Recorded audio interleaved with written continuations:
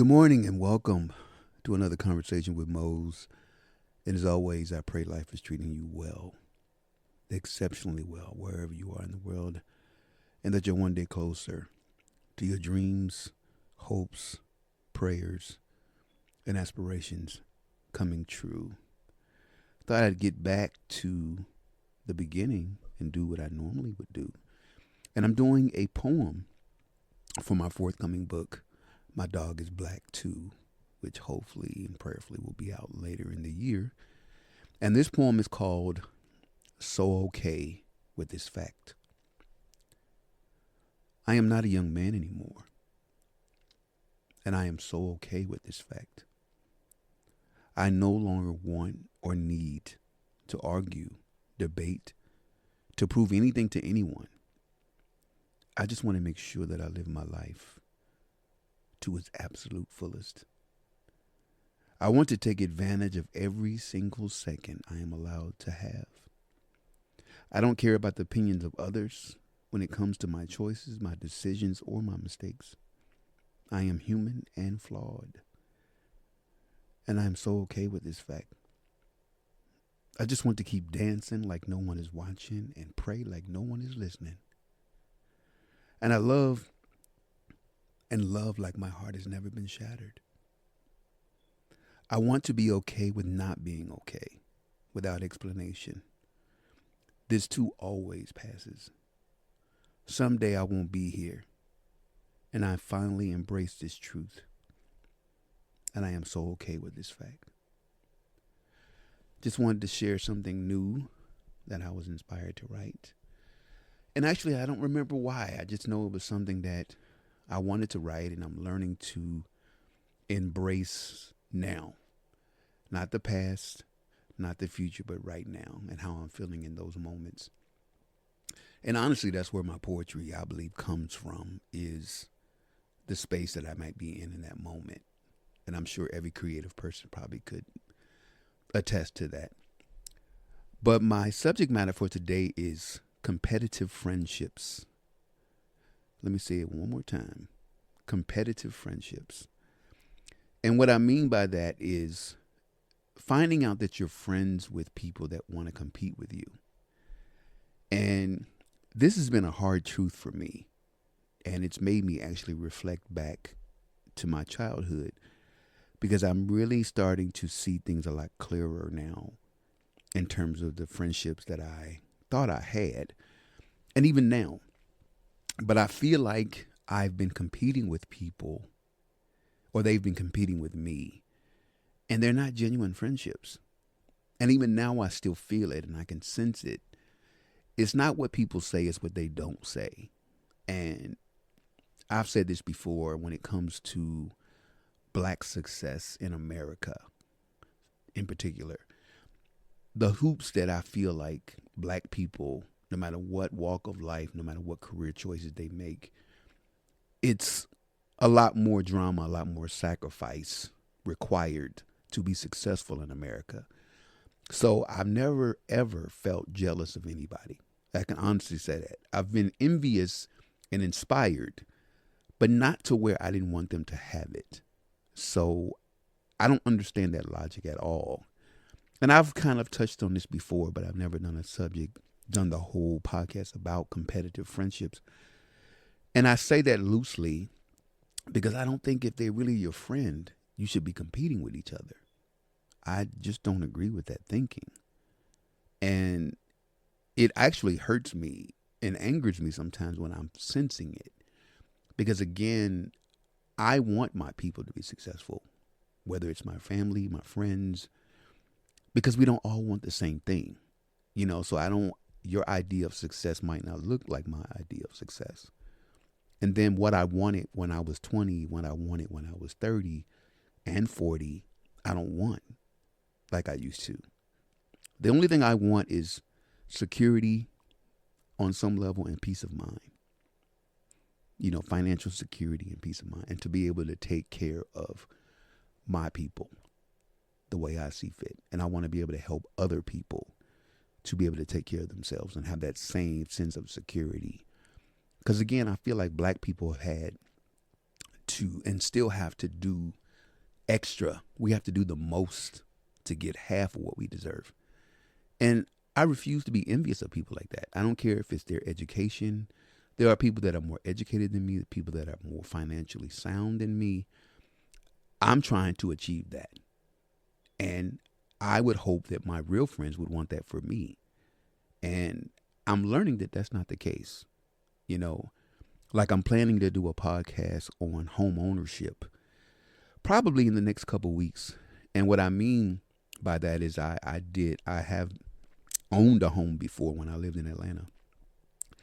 And I want to talk about that process of buying a house, selling a house, renting a house, maintaining a house, and some of the wisdom that I learned and some of the things that nobody told me.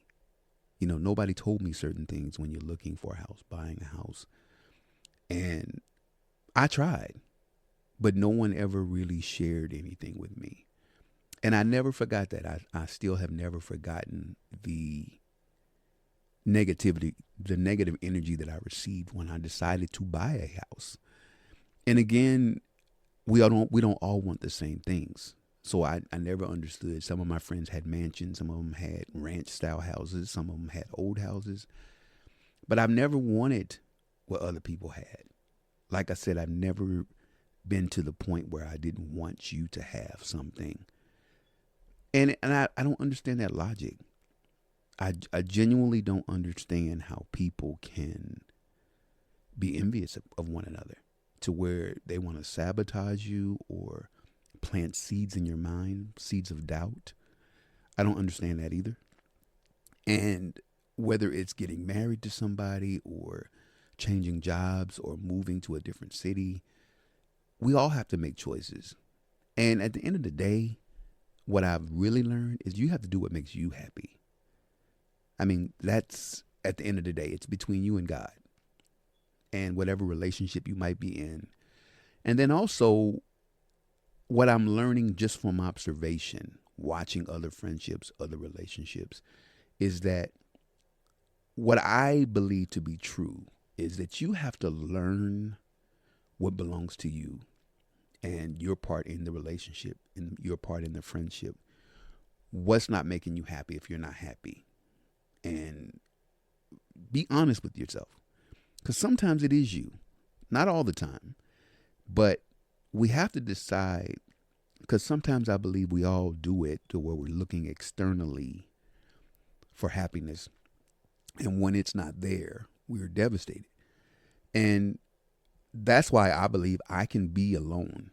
And I don't mean that in a negative way. I mean, even with my friendships, I don't need friendships. I want friendships.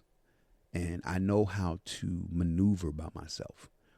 I've been doing it so long, I could do it without thinking about it. And it's not something that, again, I would want anybody to be able to do. But I do believe that you should be able to live your life alone. You shouldn't be devastated when there's nobody in your life. And I'm a praying man. I mean, I know God is with me, and the people that I've lost to death walk with me. I believe that with every ounce of my being. So I know I'm not alone. There are moments when I feel alone, but I know that I'm not. Getting back to my reason for this podcast is that I don't want to call people that are competing with me when I'm feeling certain kinds of way. I don't feel like that's real friendship. When I'm feeling, even I'm sure successful, rich, well-to-do people get lonely or frustrated or feel alone. Who do they call? Who do the successful people that have celebrity-led lives, who do they call?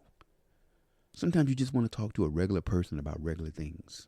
I mean, it's like, I had a shitty day because I didn't get that part, or, there was a song I didn't sing it the way I felt like I should have sung it. Sometimes it's just simple stuff. And it's the one thing that pisses me off right now, and I say that when people make things, simple situations, complicated. I don't understand, like, customer service and saying things like thank you and excuse me. And, when I call people, if I call a friend And the first thing I say is this a good time? Hello, is this a good time to talk? I never assume that people aren't busy. People have lives. And I think it's really rude when you call someone and you just start talking. Ask them if it's a good time to talk. And then if it's not, can you give me a call when you get a free minute? And I just think it's respectful, you know, especially if you have married friends or friends with children. Don't assume that they can just talk to you right then. Some people can, some people make the time, but I think you have to say, hey, this is really important. Can you call me back? And you have to give them that time. And I don't like selfish people. I don't like people that sit around and say things like, I'm bored. There's so many things you can do with your time. You'll very rarely catch me say I'm bored. I'll read a book. I'll create something. I'll do a podcast. But very rarely do I get bored. Because I know I'm an interesting young man. I know I am. That's not arrogance. I know how to entertain myself. And yes, I'm in a relationship. Yes, I have a dog. But separate, I had a life before them. So I don't really, just like people who cheat, in my mind, being a former cheater, I could tell you where I was. What was in my mind, what was happening, what was making me do it. Now I look at people not in judgment, but I'm asking them, what is your motivation? What is missing that you feel like you have to do certain things? And if you ask me a question, I could pretty much answer it. If you ask me why I'm doing certain things or why am I in a certain space, just like, for example, I've had my struggles in Oklahoma, as you all know from my podcast. People always say, well, you just should move. The early days when I first moved here, well, you should just move. And then I said to them, what would you suggest? Where is that utopia for black people that I won't experience the racism or the drama or the list of things that I've experienced between Georgia, Ohio, and here? Where in this country am I going where I'm not going to feel that? Where I'm not going to be the elephant in the room again and I have to have these awkward conversations with white people and black people. Where is that utopia? And of course I get crickets and silence and, well, you're thinking about the wrong thing and this and that. No, I'm not. And that's the other thing. My real friends would not belittle my feelings. They wouldn't dismiss how I feel. If I'm telling you this is what's really happening in my life, I'm looking for suggestions. There's a lot going on in the world right now. We all know what that is. I'm not here to gaslight you. You see the TV, you see what's on social media. But my whole thing is, what are we going to do? I don't need nobody else to point out the problems. I'm sick of that. I'm sick of the problem pointing out. We're pointing out what's wrong. What's wrong? What the hell are we going to do? What the hell are we going to do? So, but I know what I'm going to do. And I'm going to focus on the good. Live each day as if it is my last day. Because we're not promised. And I'm determined I'm going to die a happy man. And I'm not going to spend my life around miserable people. I don't care if they're gay, straight, old, young, fat, skinny, white, black. I don't care. Negative is negative. And this is what I've come to realize. There are good people and bad people in all shades. And I mean, if I didn't learn nothing about living in my 56 years, good people and bad people. I mean, that's just, and it doesn't matter what race they are. I've met them all. And some people can just be nasty as fuck. I mean, nasty, disrespectful. Pardon my French, but that's just how people are. And I refuse to turn into one of those people that's just gotta be nasty. I gotta be, and I don't believe in it. As much hurt as I've experienced at this stage of my life, I refuse to do it. And I've gotten angry and frustrated because it's like a domino effect to me. All of these things end up hurting other people. It touches other people in your life, whether it's your family, your friends, your pets, It does. It's toxic. And I don't want to live a life of toxicity. And I don't really want to feel like I have to prove something to anybody. And it gets back to being in competitive friendships and what people aren't saying. And it doesn't mean that these people are bad. It just means they don't need to be as close to you. You know, they have their place. And honestly, I don't have the patience for it. I'm taking on some other things in my life, and that I don't have time to be around people like that. You know, I genuinely don't. I guess I'll be 57 in July, and I'm very happy about that and very blessed to be. And I really, like I said in my earlier podcast about doing something for my body, something for my mind, and something for my soul. And I got two of those things done already, for my mind and for my soul. I need to get back to my body, back to the gym, back to eating right. I do okay. I'm not horrible, but I'm not where I was. And I want to get to a good place with my body again. But I am doing things for my mind and my soul, and I'm happy about it. I'm happy and I'm overjoyed on this new journey that I'm taking. And I'll share with you that give me some time to process it and really get into it. And the other thing is, some things you have to keep to yourself. I learned that more and more and more. People can't criticize, critique, give an opinion if they don't know about it. Stop telling people your business. Personally, professionally. You can post certain things. That's fine. But stop telling people all the moves that you're planning to make. Because if it fails, you're the only person that knows about it. You and God. I don't believe in sharing all your information. I don't believe in sharing your whole life. I just think it's not necessary. And again, I don't believe in it. I think you have to decide who you want to be and be that. I truly, truly believe that. And I'm learning being around competitive, jealous people is not fruitful. It's not fruitful at all. I just, honestly, and I found myself getting angry and frustrated with those people, but it shouldn't affect you that way. It's like, oh, I see you. I know who you are. And that should be that. It doesn't warrant a conversation unless you feel it does. But to me, it doesn't. Now you know who they are. I'm learning to just say, oh, okay, if you think 1 + 1 is 5, who am I to tell you differently? And the other thing is, I don't share my wisdom with anyone that doesn't want it. I'm not forcing anything on anybody ever again. If they don't willingly ask me in my wisdom or for my advice, and I pick and choose who I share my information. I live this life. I didn't get this far not being stupid. So if anybody asks me, how did you do that, Mose, or with me? I'm willing to share that information to the person that wants to know it. But as far as imposing my views and telling people what they need to do, those days are gone. And the other thing that I'm big on, I'm not spending my money with people who don't want my money. And I've done a podcast on this before. And what I mean by that is that treat me the way you would treat any other customer. All of my businesses and everything I do, I treat everybody the same. Whether they spend $10 with me or they spend $500 with me. You are the bomb. I treat all my customers like kings and queens. Because money is too hard to come by for people to be dismissing and mistreating customers. And that's just how I feel. I mean, I feel like it doesn't matter who it is. Respect my money.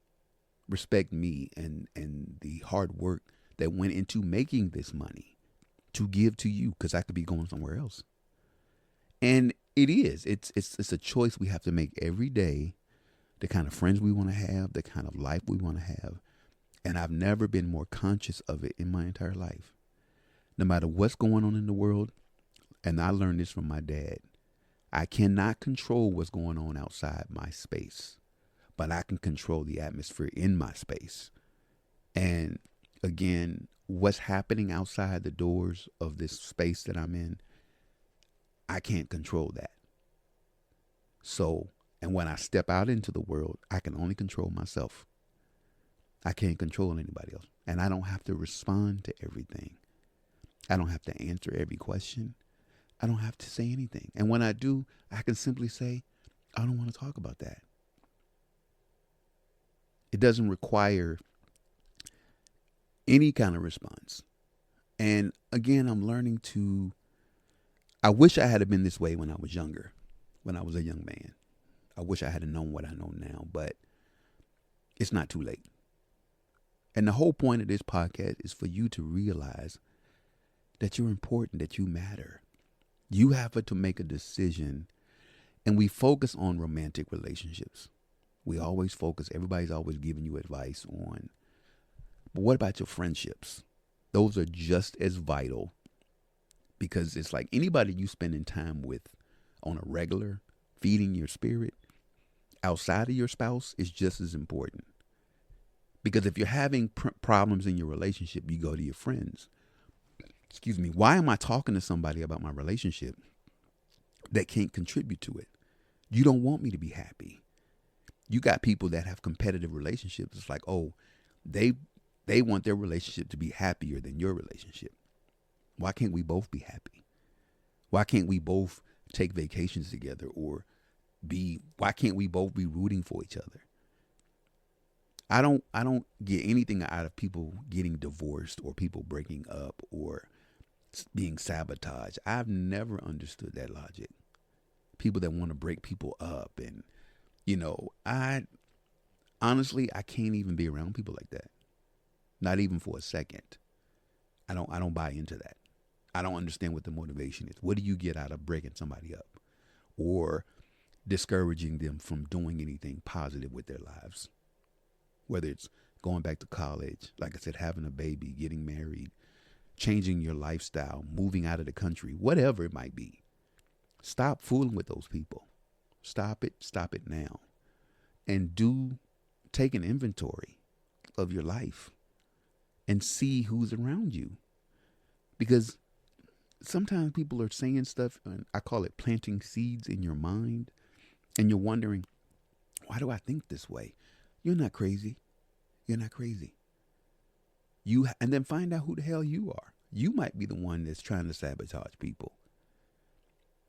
And I think like I said before, there are many closets to come out of. We always talking about gay coming out the closet. What about crazy coming out the closet? What about people that are toxic coming out of the closet? Again, my point is, take stock of who's around you. We are in a pivotal time. Honestly, I want to do a podcast on my spiritual beliefs and what I think is happening in the world, because it's really just something I've never seen before.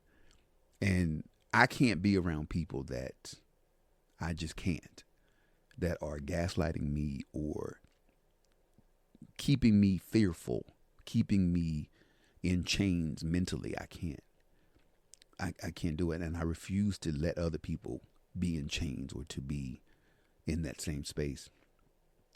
So I'm saying all that to say that we have to motivate ourselves. We have to wake up every day deciding who we're going to be in that day. And I'm going to keep reminding you on every podcast that I do, we have to decide. And even with my businesses, All Things Moetic, and my books, I haven't done well. Christmas was not a good time. I didn't do as well as I would have liked in terms of my sales. But I'm not lowering my prices. Everybody's, oh, you need to lower your prices. You're kind of high. To be honest with you, I feel like if I was white, you would never tell a white man his prices are too high. If you can't afford me, then come back when you can. I love my art. I refuse to keep cheapening myself to make others feel comfortable. I'm not doing it. I'm just not. And I think I've sold like 70 items in my store, and I'm proud of that. I'm proud of the 70 items. I'm proud of the people that have purchased from me, that have really, and I make sure I send a thank you card with everyone that has purchased anything from me. I make sure I send a personal handwritten thank you note that says thank you for spending and supporting my business. And I'm still going to do that. I don't care if I'm 80 years old. I'm going to make sure people, they're going to always hear thank you. I appreciate your support. Just like I always say, thank you for listening to my podcast. Thank you for downloading it. Thank you for the positive energy. Thank you for the positive feedback. I even like the negative feedback because I get to learn from my mistakes or what people, I want to know what I'm doing. And again, I know I've gotten better. And I also know that I contribute very positive, inspirational thoughts to people. Because like I said, some things you will never hear on my podcast. You will never hear certain things. And because I think there's enough of that going on in the world right now. You don't need anything from me to gaslight you. And recognize when people are doing it. That's all. Just recognize. But also, getting back to all things Moetic, please stop by my store, take a look around, and see if there's something you want to get for someone special. And what I love about my store is it is for that unique person. My store isn't for everybody, but it is definitely something there for somebody that's in your life that's unique. My frame poetry, my imagery, my baskets, I'm very proud of. And everything is pretty much me. All of it's me in some form. But I will be adding more stuff, as you know, later on in the future. And as always, I want to say thank you for listening and engaging with me. I really, really appreciate it. And I pray all is well wherever you are in the world and that you're one day closer to your dreams, hopes, prayers, and aspirations coming true. Thank you for listening.